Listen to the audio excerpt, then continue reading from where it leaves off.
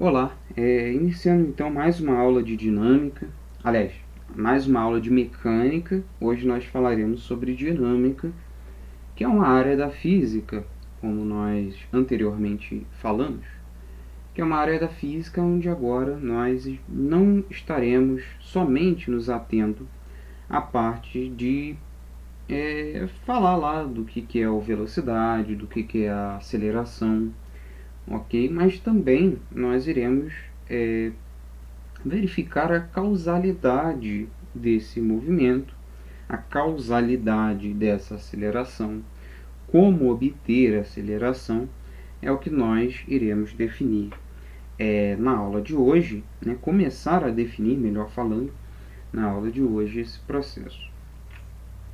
Então, como introdução, nós nas aulas anteriores estudamos o conceito de velocidade e de aceleração e as suas definições, mas não habilitamos, por exemplo, saber a causa do movimento e muito menos como obter a aceleração, né? Aqui eu não digo como obter a aceleração em exercícios, mas obter a aceleração no quesito de movimento. Bom, essas perguntas nós iremos a ter nesse curso, né, de dinâmica, né, a segunda parte de mecânica, onde nós iremos nos perguntar a causalidade desses movimentos. Ok? Como segundo passo dentro dessa introdução desse curso, nós também falaremos o conceito de força, ok? E o conceito de dinâmica. O que é dinâmica? Dinâmica, na realidade, como o nome grego diz, dynamis, ele significa força, né? Como que esse estudo de dinâmica irá atuar agora, né? Então, por exemplo, perguntas que nós nos perguntamos desde criança, por exemplo, porque quando eu largo um corpo de uma altura X, ele cai, né, em direção ao chão, ao invés de cair para cima, por exemplo, né, de subir para cima. Subir em sentido contrário, né? Subir para cima ficou um pouco redundante, mas enfim. Então, essas perguntas nós atuaremos, nós perguntaremos, nós solucionaremos, né? Então, através desse estudo de dinâmica, nós também resolveremos alguns, ou tentaremos resolver alguns processos do movimento. Como terceira etapa, nós iremos distinguir dois tipos de força, que são forças de contato e as forças de campo, né? E nós iremos estudar essa parte hoje, né, desses tipos de força, justamente para nós colocarmos, né, ideias relacionadas a esse processo introdutório. Bom, os tipos de forças, como eu dito, são forças de contato e forças de campo. O que são forças de contato? Forças de contato, como o nome já diz, são forças ocasionadas pelo contato entre dois ou mais corpos, por exemplo. Então, tomemos aqui duas forças aqui, a força de atrito e a força normal. O que é a força de atrito? Nós estudaremos mais à frente, né, esses dois tipos de força, mas só para introduzir. Imagine que eu empurro aqui um bloquinho, e nessa série de aulas eu vou tentar ser menos clichê possível, né? De utilizar bloquinhos e por aí vai, utilizar coisas reais, a vida real. Física é a história, é a ciência da vida real, não é coisa que eu devo falar, pensa e vamos que vamos. Não, vamos utilizar conceitos da vida real. Mas trazendo como ilustração, né, melhor falando, imagine que um bloquinho e eu queira empurrar esse bloquinho com uma força F. Então eu aplico uma força F. E essa força F aqui é uma força vetorial. Por que é vetorial? Porque depende de um tamanho, de uma intensidade, depende de uma direção e depende de um sentido. Então isso é denotado como vetor. Perceba, eu empurro essa geladeira com uma força F no sentido do eixo horizontal, sentido positivo em relação ao meu eixo, e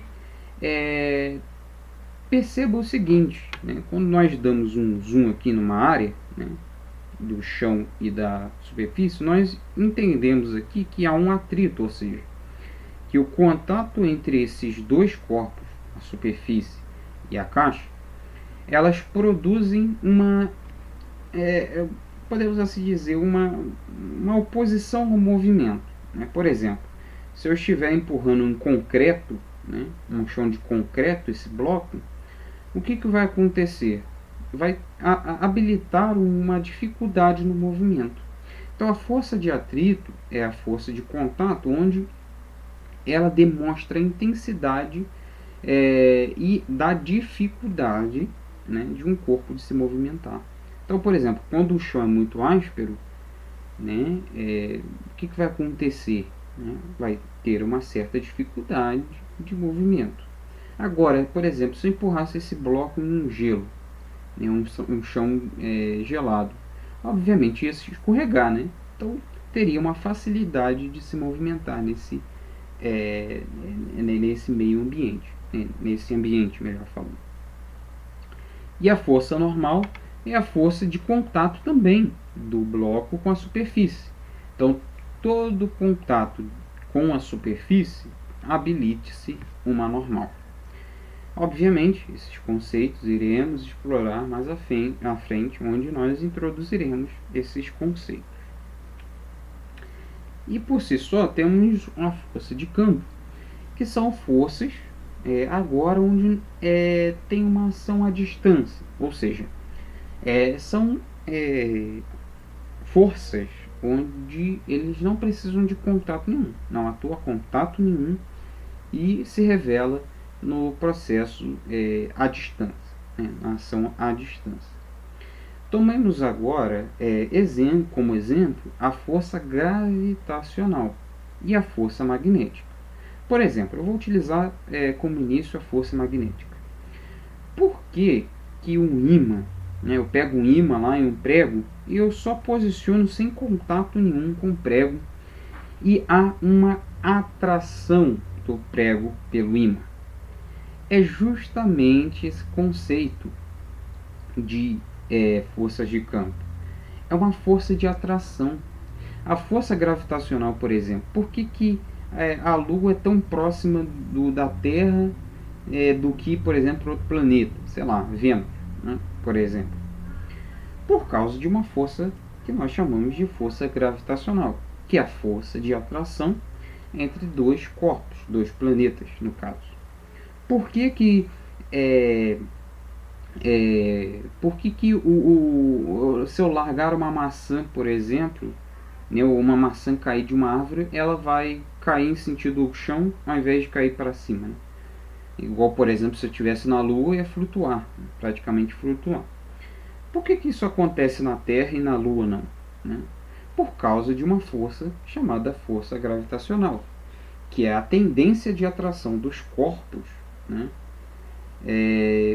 para algum lugar. Por exemplo, a Terra atrai a Lua, né, para o seu movimento. No caso, a atração entre elas é uma atração, abre aspas, insignificante, porque é muito pequena essa atração, mas é uma atração.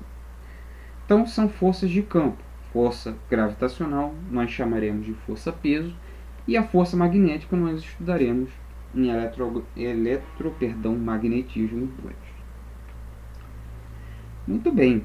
Então, quando nós estudarmos ali, analisarmos força, irei perguntar: olha, quais forças estão agindo sobre esse corpo? Né? Aí você irá me responder: forças de contato são essas, assim, assim, assado. E forças de campo? Força de campo é assim, assim, assado. Por que eu estou passando isso? Porque é muito mais fácil, muito mais prático do que eu perguntar, por exemplo, quais forças que atuam. Por quê? Porque eu preciso analisar tipos de força. Força de campo, força de contato. Tá? E aí, vamos nessa aula introduzir o conceito de força, ok? A partir do entendimento das leis de Newton. Porque não adianta eu chegar aqui para vocês e falar força é assim, assim, sabe? Sem explicar um conceito, um contexto físico desse processo. Então, por exemplo, vamos observar esse seguinte enunciado. Todo corpo, em seu estado de repouso ou movimento uniforme, retilíneo, a menos ele continua nesse estado, a não ser ou a menos que seja obrigado a mudar esse estado por forças aplicadas sobre ele. Ou seja, se nenhuma força atua sobre um corpo, estando ele em repouso, obviamente ele ficará em repouso. Se não tem nenhuma força atuando sobre ele, ele vai continuar em repouso. Se ele estiver em repouso, melhor falando, ele ficará em repouso. Para que ele saia do repouso, aí entra um X da questão. Devemos então aplicar uma força sobre ele. Então eu tenho uma bola de boliche parada lá. Para que esse corpo ele alavanque, eu preciso de quê? Eu preciso que o carinha lá aplique uma força sobre ele, uma força sobre a bola de boliche. Aplicando essa força, logo não vai ter o quê? Não vai ter mais repouso. Aquele conceito de repouso que nós estudamos nas aulas iniciais é justamente isso. Ele não tem movimento, não habilita movimento nenhum naquele corpo. Para que ele saia desse repouso, devemos então aplicar uma força. Mas você falou ali que distinguiu ali essa parte de movimento e repouso. Agora tudo se encaixa, porque nós precisamos de aplicar uma força sobre esse corpo. Como obter então movimento? Aplicando uma força sobre um corpo. Se depois então de iniciado esse movimento, obviamente haverá variação de velocidade, mas se nós retirarmos essa força, esse corpo ali ele seguirá em movimento retilíneo. Então isso que diz, se um corpo ele continua em estado de repouso ou em movimento retilíneo uniforme, esse corpo ele continuará nesse estado, a não ser que uma força seja aplicada sobre ele. Essa é a primeira lei de Newton, porque segundo Newton existe esse parâmetro para o conceito de força. Ok? Então, para haver movimento, precisamos de uma força atuante, seja ela de contato, seja ela de campo. Essa é a lei da inércia. Mas o que é inércia? Para Newton, inércia ela consiste no poder do corpo, podemos assim dizer, em resistir à mudança do seu movimento. Isso significa que corpos eles podem resistir à mudança de velocidade. Ou seja, impedir a variação da velocidade de um corpo. Ou seja, a habilidade de um corpo poder parar a velocidade de um corpo. Isso só é possível quando é aplicada uma força. Ou seja, só é possível que pare um corpo, que pare algo, que pare essa mudança, essa falta de mudança de velocidade, aplicando assim uma força. Por exemplo, eu imagino ali uma bola de futebol. Ela está quase parando. Eu preciso movimentá-la mais e mais. Para movimentá-la mais e mais, eu preciso de aplicar uma força. Exatamente, chutar essa bola. Então esse é o conceito de inércia. Eu aplico uma força nesse conceito. Quais são as aplicações da inércia então para a nossa vida? As aplicações da inércia para a nossa vida, ela pode ser dada no conceito de um ônibus, por exemplo. Imagina lá o titio João e o titio Joaquim, todo lá tranquilo, eles estão lá no ônibus, segurando lá no ferro, né? O ônibus está lotado, imagina aqui que o ônibus está lotado, eles estão segurando lá na barra, né, do ônibus. O ônibus está movimentando no sentido, com uma velocidade x, né? Ou seja, está no sentido, está habilitando o sentido vetorial em relação ao eixo. E vamos supor que esse ônibus ele freie bruscamente, né? Quando freia, obviamente, o sentido das rodas, né, o sentido do ônibus é para trás. Mas isso não acontece com a gente. Para onde que a gente vai, né? Para onde que nós iremos quando o ônibus ele freia bruscamente? A gente não vai para trás, né? Nós não iremos para trás. Nós iremos para frente. Por que que acontece isso, né? Por que que habilita esse processo do ônibus frear, ou seja, ir para trás, e os passageiros irem para frente? Por que que acontece isso? Por causa do conceito de inércia. Ou seja, o ônibus para ele seguir, ele está seguindo, né, no primeiro trecho aqui, ele está seguindo o movimento. Perceba, as pessoas dentro do ônibus estão seguindo exatamente o mesmo movimento.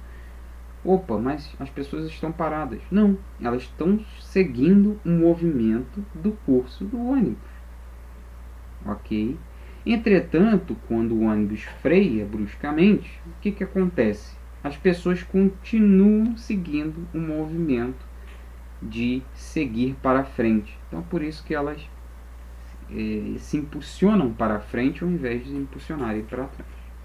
O conceito de inércia, então, se parte desse princípio. As pessoas, os passageiros, estão seguindo o movimento do ônibus, né, que é ir para frente. Quando acontece ao contrário, por exemplo, quando ele dá uma arrancada, eu não irei para frente junto com o ônibus, eu irei para trás. Então, por exemplo, quando o ônibus ele arranca, né, quando ele começa a se movimentar, eu não irei para frente, eu irei para trás, ok? Então, esse conceito de